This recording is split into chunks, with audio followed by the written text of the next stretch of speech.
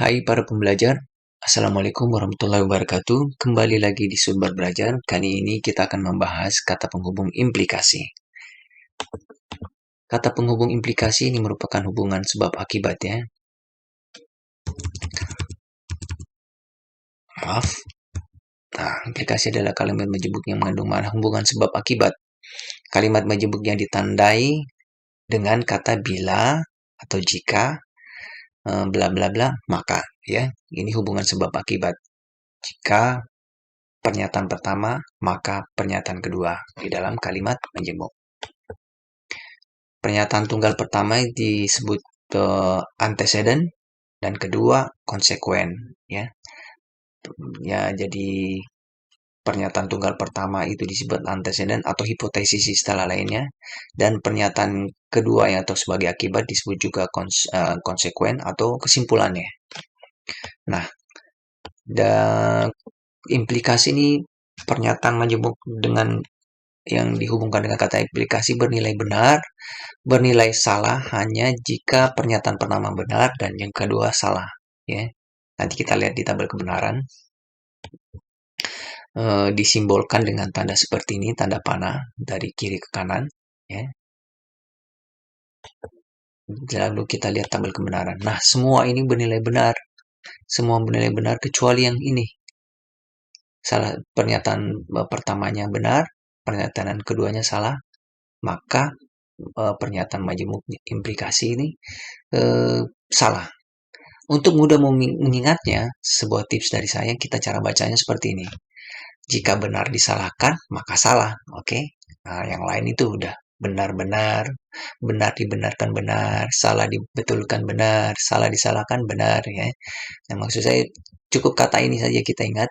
Benar disalahkan, pernyataan pertama benar, pernyataan kedua salah, maka pernyataan majemuk tersebut bernilai salah.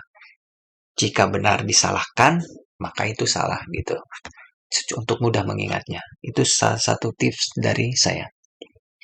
Kemudian cara baca dari A implikasi B atau A jika A maka B atau hubungan sebab akibat A ke B, ada beberapa kemungkinan cara.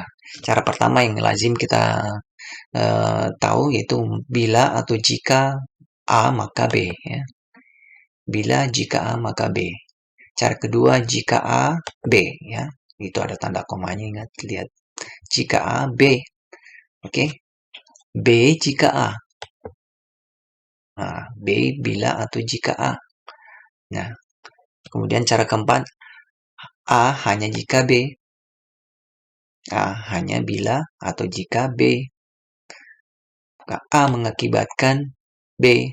Oke, ini paling lazim, paling mafhum kita kalau melihat cara baca ini, mengakibatkan, karena memang hubungan sebab akibat. Kemudian cara keenamnya adalah B bila mana A, ini sama mirip ya, yang 3 dengan 6. B bila atau jika A, B bila mana A ya. Kemudian B syarat perlu untuk A ya, disebut syarat perlu untuk A. Nah, ini. Nah, sedangkan A syarat cukup untuk B.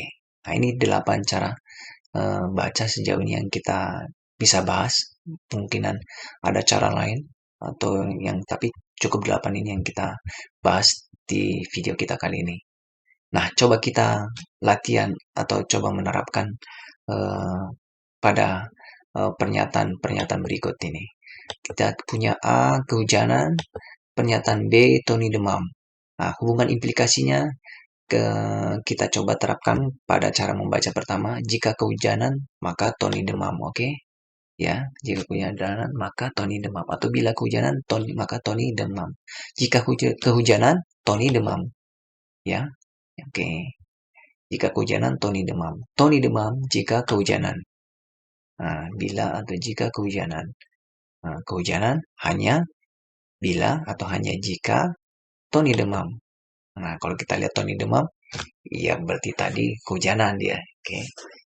Nah, kehujanan mengakibatkan Tony demam. Ya. Kehujanan mengakibatkan Tony demam. Tony demam bila mana kehujanan. Ya mirip ya, 6 dengan 3. Tony demam bila mana kehujanan. Tony demam syarat cukup, sebut syarat cukup untuk kehujanan. Ya, syarat perlu ya, syarat perlu untuk kehujanan.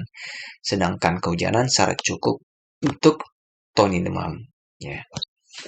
Jadi hubungan syarat perlu untuk key atau akibatnya, kalau syarat cukup untuk P atau apa disebut antecedennya tadi atau sebabnya.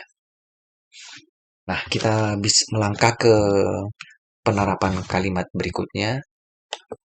Contoh-contoh penerapan implikasi dalam kalimat atau pernyataan. Misalkan seperti ini, jika massa jenis kapal selam lebih kecil daripada massa jenis air, maka kapal selam akan mengapung di atas air. Ini sebetulnya rumus fisika ya. Massa jenis air 1. Kalau massa jenisnya lebih kecil dari 1, maka dia mengapung di atas air. Kalau dia lebih besar, dia tenggelam. Kalau sama, dia melayang di atas air. Tapi sebagai contoh saja ya, penggunaan jika maka, hubungan sebab akibatnya. Kemudian lagi contoh berikutnya, jika X lebih besar dan sama dengan 1 dan 3X sama lebih besar dari 2X. Nah, kalau dia sama dengan 1,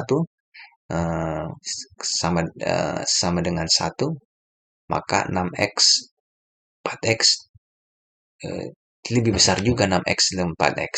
Kalau di kalimat ini, di pernyataan ini, 3X dia lebih besar, oke. Nah, kalau dia di sini umpamanya 2, seumpama dia 2 lebih besar dari 1, maka 6X, 4X ya juga lebih besar. Jadi ini syaratnya, dan ini syaratnya dia harus lebih besar dari 1 dan sama dengan 1. Maka dia bisa 6X lebih besar dari 4X. Maka pernyataan ini benar, oke. Jika Aprilia Manganang berotot, maka ia adalah seorang pria. Nah, ini benar apa enggak ya? Kita lihat di televisi dia berotot Kemudian maka ia adalah seorang pria. Ya, boleh benar ini karena sudah ada sebuah keputusan pengadilan setelah dia bermohon bahwa yang memutuskan bahwa dia adalah seorang pria. Nah, ini sebagai contoh saja ya. Mungkin banyak pertimbangan lain, bukan hanya berotot dan mungkin hormonal dan sebagainya. Tapi ini hanya contoh saja hubungan sebab akibat. Nah, para pembelajar, saya pikir cukup untuk kali ini. Di video ini pembahasan kita tentang implikasi. Semoga kita bisa memahami, tetap semangat untuk belajar dan berbagi pengetahuan.